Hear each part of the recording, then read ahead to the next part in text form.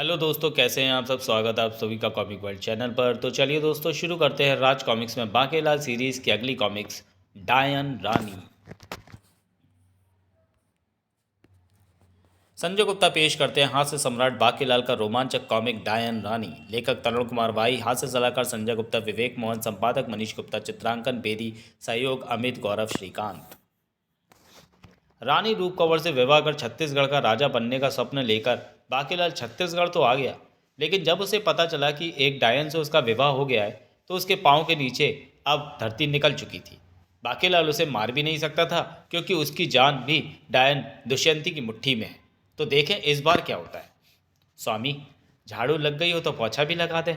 उसके बाद मेरे बालों में करेले का तेल लगाकर कंघी भी करनी है। वाह, पति के रूप में क्या बढ़िया दास मिला है। हुड़प्पा देखी हो, तेरा बेड़ा गर्क हो गया बाकेलाल। मैं तो अपनी बीवी को कभी हुक्म ना चलाने दूं। वाह, तेल मालिश से मेरा दिमाग तरोताज़ा हो गया और मेरा सड़ गया। कंघी से बालों में मजबूती आ गई। अब बालों में चुटिया गूंथ दो। बेटा भागे, अब क्या सारी उम्र ऐसे ही नौकर बनकर रहना होगा। ओह, सूर्यास्त हो गया। तो अब ये क्या करेगी। ओह, ये तो अपना शस्त्र ढीठ निकाल रही है जिसे मैंने तोड़ दिया था, पर इसने गोंद लगाकर फिर जोड़ लिया है। रानी पलटी तो ई! दुष्यंती का असली रूप देखकर डर गया क्या? बीवी का रूप तो होता ही ऐसा है, पर डायन का वेश धरकर तू कहाँ जा रही है दुष्टा। 36 दांतों का जोड़ा प्राप्त करने। उसका तू क्या करेगी डायन। अचार डालूंगी तुमसे मतलब। मैं तेरा भेद खोल दूंगा, वरना मुझे राजा बना दे। खोल दे, पर मेरी मुट्ठी में क्या है ये एक बार और देख ले। ओए बाके, हुड़ तेरा की होगा। जब तक मेरी आत्मा इसकी मुट्ठी में है मैं कुछ नहीं कर सकता। ताड़ू, इसका ध्यान रखना। अच्छा बाकेलाल, भोर होने से पहले आ जाऊंगी। आते ही स्नान करूंगी, पानी गर्म करके रखना। स्नान कक्ष में इत्र का छिड़काव कर देना। तौलिया रखना मत भूलना। राजा बनने आया था ना तू। अबे थोबड़ा देखा है तूने अपना। अरे कमबख्त, अब बन राजा। अबे बन बन। तड़ाक। और बाकेलाल, शीशे में थोबड़ा बाद में देखियो, पहले मेरी स्वामिनी की चप्पलें साफ कर। उसी समय, ओह, ये कौन है। ये तो डायन रानी है, पर ये महल से कहाँ से आ रही है। कहीं इसने महल में किसी के जबड़े का कबाड़ा तो नहीं कर दिया। सैनिक दुधारू सिंह, मैं इसके पीछे जाता हूँ। तुम फौरन महाराज बाकेलाल जी को सूचित करो, क्योंकि तुरंत ही कोई कार्रवाई करनी होगी। आज ये डायन बचकर नहीं जानी चाहिए। और क्या। जी हाँ, छत्तीसगढ़ आजम। अब चुप कर। नौकर आजम को छत्तीसगढ़ आजम कहकर मेरा दिल मत जला कमबख्त। सैनिक ने जो सूचना दी थी उसे सुनकर तो बाकीलाल के होश ही उड़ गए थे। अगर सेनापति का हमला कामयाब हो गया और डायन मर गई या घायल हो गई तो मेरी जान पर बनाइए। करताड़। लात खाए बिना कोई काम मत करियो। सोच क्या रहा है, चल जल्दी कर। तुझे स्वामिनी की रक्षा करनी है। तड़ाक। जा तो रहा हूँ। कितना वफादार शेर है ना। अपनी स्वामिनी पर संकट आया, देखा तो मुझे धक्के देकर उस संकट को दूर करने को कह रहा है। किंतु महाराजे आजम, रानी जी पर संकट कहाँ आया है। मेरा मतलब आ तो सकता है। संकट तो फिलहाल छत्तीसगढ़ के निवासियों पर मंडरा रहा था दुष्यंती के रूप में। वाह, मिल गया पहला शिकार। चल मेरे गधे, टिक टिक टिक। टैचू। अबे टिक टिक टिक घोड़े को बोलते हैं। वापस भाग मेरे गधे, टिक टिक टिक। अबे बोला ना कि टिक टिक टिक घोड़े को कहते हैं। और लात क्यों मार रहा है, मैं चल नहीं रहा क्या। तब तक देर हो चुकी थी। आ बचाओ गधे, भाग। ओह टायन, अब तो भागना ही पड़ेगा। टैचू टैचू। ये दांत। दुष्यंती को दे दे ठाकुर। डैचू, मेरा मालिक कितना महान है, खुद डायन के मुंह में चला गया पर मुझे भगा दिया। अब कब बखत मुझे लिए बिना भाग गया। होड़प्पा दी के हो। लेकिन इससे पहले कि डायन दुष्यंती उस मुसाफिर के दांतों पर हाथ साफ कर देती, फेंको फंदे, ये बचकर नहीं जानी चाहिए। खींचो चारों दिशाओं में खींचो। ओह, मानवों का हमला। दुष्यंती का दम फूल गया। ये हाथी मिलकर मेरी गर्दन को चारों दिशाओं में खींच रहे हैं। इस प्रकार तो ये मेरी गर्दन ही तोड़ देंगे। पर मैं क्या करूं। एक हाथी हाथी एक होता तो मैं उससे मुकाबला कर लेती, पर यहाँ तो 3 4 हैं और सबके सब विपरीत दिशाओं में बल लगा रहे हैं। अब मैं जाता हूँ इस दुष्ट दान दुष्यंती की गर्दन खल्लास करने। बहुत उत्पात मचा रखा था इसने। गर्दन तो सचमुच काट ही देता सेनापति, मगर कोई इसे कटने देता है तब ना। रुक जाओ सेनापति। इस डायन को बचाने कौन आ गया? मैं समझ गई हूँ कि तू कौन है। तू मेरा पति है बाकेलाल, क्योंकि मुझे बचाकर किसी और को वो बिल्कुल भी फायदा नहीं है। उफ, अगर थोड़ी देर और ना आता तो मेरा भी दम घुट जाता। कच कचा। सेनापति गुस्से में भरा चीख उठा, पकड़ लो इसे, ये डायन का हिमायती है, इसने हमारा बना बनाया काम बिगाड़ दिया। मगर बाकेलाल को खुद को उनसे छिपाए रखना ज़रूरी था। अगर इन्होंने मुझे पहचान लिया तो मुझे इन्हें बताना होगा कि मैं डायन को क्यों बचा रहा हूँ, और अगर मैंने ऐसा किया तो ये दुष्ट डायन मेरी जान ले लेगी, क्योंकि मेरी जान इसकी मुट्ठी में है। मुझे इनका मुकाबला करना होगा, जो कि मेरे बस का नहीं है। मुझे किसी भी प्रकार अवसर देखकर भागना होगा। बाकेलाल को वो अवसर डायन दुष्यंती ने ही दिया। अगर एक बार मुझे 36 दांतों का जबड़ा मिल जाए तो फिर 4 तो क्या, मैं 40 हाथियों का भी मुकाबला कर लूंगी। किंतु ये सैनिक मेरे आगे मच्छर से अधिक हैसियत नहीं रखते। कचाक। बेटे, मैंने इसे कैद से मुक्त तो कर ही दिया है, अब बाकी का काम ये खुद कर लेगी। मैं तो यहाँ से भागूं। और अरे, भागता कहाँ है? ओह, मेरा जूता! साए फचाक! बिना जूते के ही भागना पड़ा।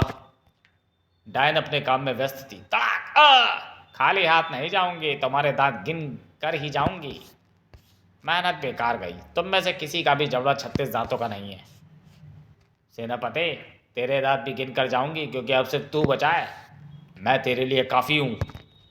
दुष्यंती ने एक और विचित्र हरकत की।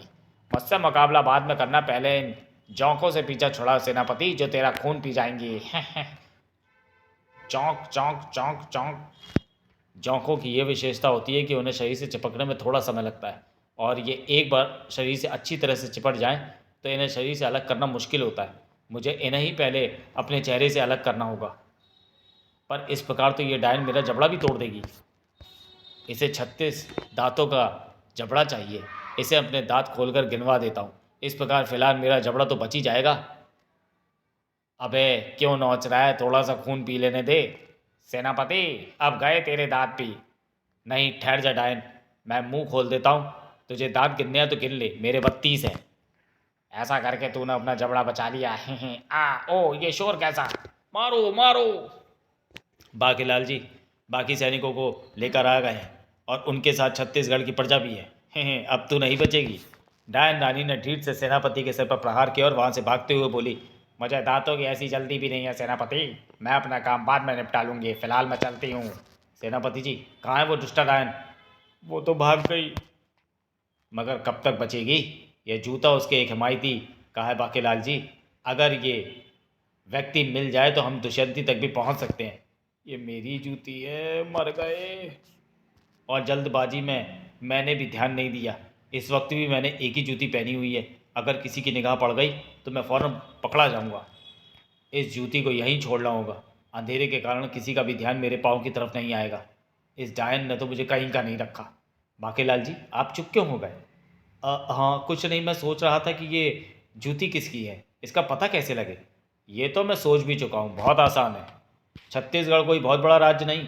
ये जूती किसी पुरुष की है। हमें प्रत्येक पुरुष को ये जूती पहना कर देखेंगे, जिसे पूरी आ गई वही अपराधी है। मर गए। मेरा मतलब सेनापति, ये भी तो हो सकता है कि ये जूती एक से अधिक पुरुषों की पूरी आ जाए, क्योंकि दो व्यक्तियों के पाँव का नाप एक भी तो हो सकता है। नाप एक हो सकता है, किंतु पाँव की खुशबू एक नहीं हो सकती। अरे, क्या हुआ सेनापति जी को? इन्होंने मेरी जूती सूंघ ली थी। इन्हें महल ले चलो। न नहीं, मैं अब ठीक हूँ। सैनिकों, तुम घर घर जाकर इसी वक्त इस जूती के स्वामी की खोज आरंभ कर दो। जिस भी व्यक्ति को ये जूती पूरी आ जाए उसे पकड़कर मेरे पास ले आओ। मैंने उस जूती की गंध सूंघ ली है। मैं उसकी दूसरी जूती सूंघ कर पता लगा लूँगा कि वो व्यक्ति अपराधी है या नहीं। फिर जैसे ही सेनापति बाकेलाल के साथ महल पहुंचा, सेनापति जी, महल के उद्यान से रस्सी के ये फंदे पड़े मिले हैं। अरे, ये तो वही फंदे हैं जो हमने डायन के गले में डाले थे। कब बखत दुष्यंती को इन्हें फेंकने के लिए यही जगह मिली थी। मैंने दुष्यंती को महल के उद्यान से ही निकलते देखा था, और अब ये फंदे भी वहीं मिले। इसका तो एक ही अर्थ हुआ बाकेलाल जी, कि डायन महल में ही कहीं रहती है। हाँ, हो सकता है वो यहाँ से होकर निकलती हो। मेरा मतलब है कि क्या पता महल उसके घर के रास्ते में पड़ता हो। दोनों बातों पर गौर करना होगा। अब तो वो जूती मुझे सबसे पहले महल में रहने वाले लोगों को ही पहनाकर देखनी होगी। क्या पता उसका हिमायती भी महल में रहता हो। अरे बाकेलाल जी, आपकी जूतियाँ कहाँ हैं? वो मैं डायन के आने का समाचार सुनकर फ़ौरन ही भाग पड़ा था, इसलिए जूतियाँ पहनना भूल गया हूँगा। ओह, सैनिक को बुलवाता हूँ। सबसे पहले जूती आपको ही पहना कर देखनी होगी। बाकेलाल की सिट्टी पिट्टी गुम थी।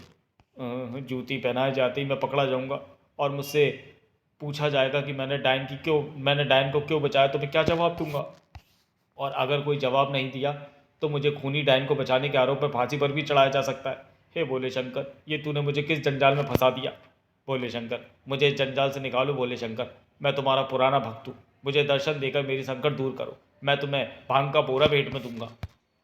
तभी, वो तो ठीक है बस बाकेलाल, पर यह संकट तेरा अपना ही खड़ा किया हुआ है। ना तू राजा बनने का लालच करके यहाँ आता और ना इस माया जाल में फंसता। अब फंसा है तो भुगत।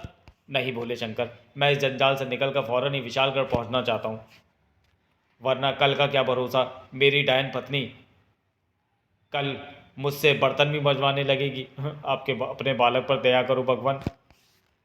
तो फिर सुन बाके, पर पहले कान खोल कर सुन।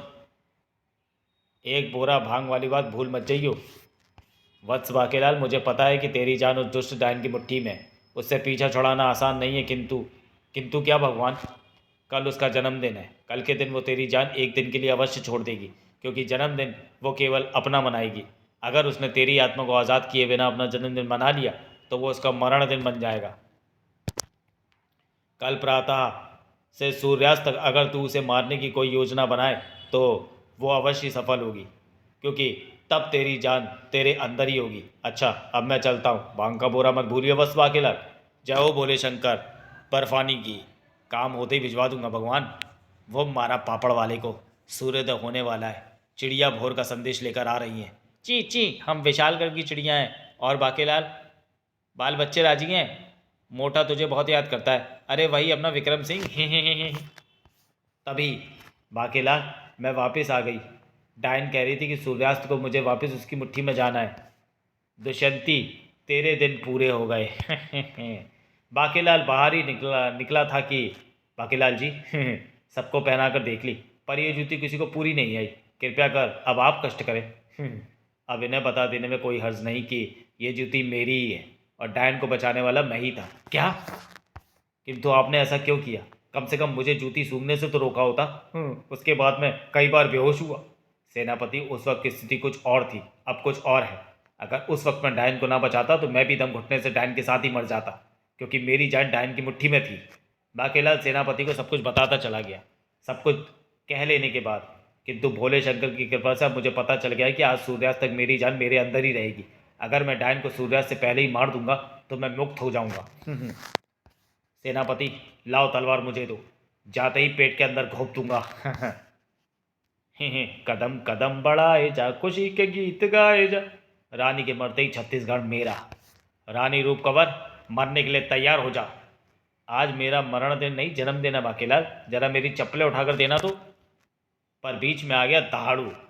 ओए पागल, रानी से पहले मुझे तेरे प्राण लेने होंगे, जो कि ना तो तेरे बस की है और ना तेरे तलवार के बस की। मुझे पता था कि तू बीच में ज़रूर आएगा। तेरा इंतज़ाम भी मैं करके चला हूँ दहाड़ू।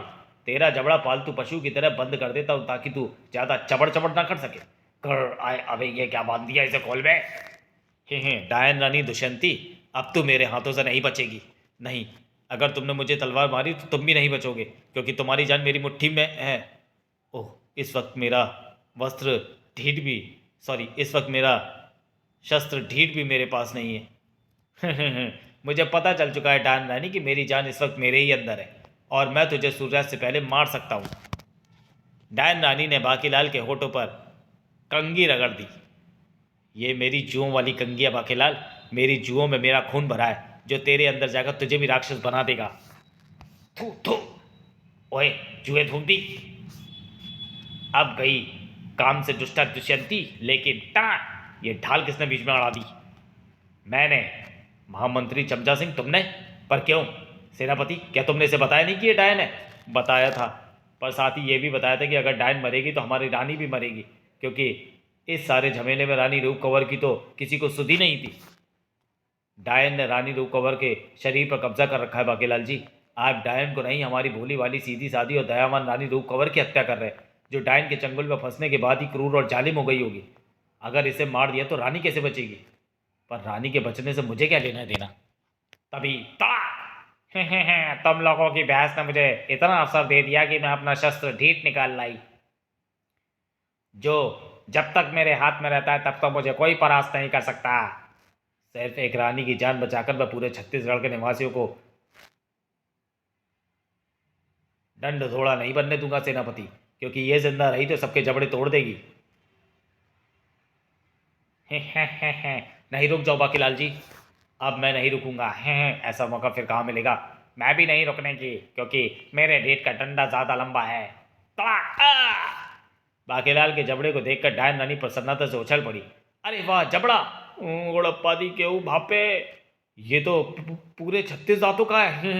यू मार लिया मैदान, अब ढीठ की भी जरूरत नहीं। प्रसन्नता से नाच ही तो उठी डायन रानी दुष्यंती। नाचे मनो मोरा दगा दगा टिगी टिगी। ये नाच क्यों रही है बेवकूफ़ सेनापति? सोना नहीं, इसे 36 दांतों वाला जबड़ा मिल गया है, जिसके लिए इसने उत्पात मचा रखा था। मुझे क्या पता था कि ऐसा जबड़ा मेरा ही होगा। राक्षस लोक से भागने के बाद मेरी डायन शक्तियाँ समेत छिन गई थी, जिन्हें वापस पाने के लिए मुझे 36 दांतों का जबड़ा चाहिए था। 36 का आंकड़ा किसी भी खोई शक्ति को वापस ला सकता है। ये देखो, मेरी शक्तियाँ वापस मेरे शरीर में समा रही हैं। अब मैं यहाँ स्वतंत्र रूप से राज करूंगी। किसी ने कोई पंगा किया तो देखो मेरी डायन शक्तियों का एक नमूना। सांप क्यों बे, अकड़ गया? महामंत्री सेनापति, जाओ मेरे लिए खाने का प्रबंध करो। स्वामी बाकेलाल, तुम कहाँ चले? मेरे पाँव कौन दबाएगा? नहीं, मुझे छोड़ दो, मैं की कसूर कितना हुड़प्पा दी के हो। स्वामिनी, जरा एक नज़र इधर भी, इसने मेरे थोड़े में पता नहीं क्या बांध दिया है, इसे भी खोल दें।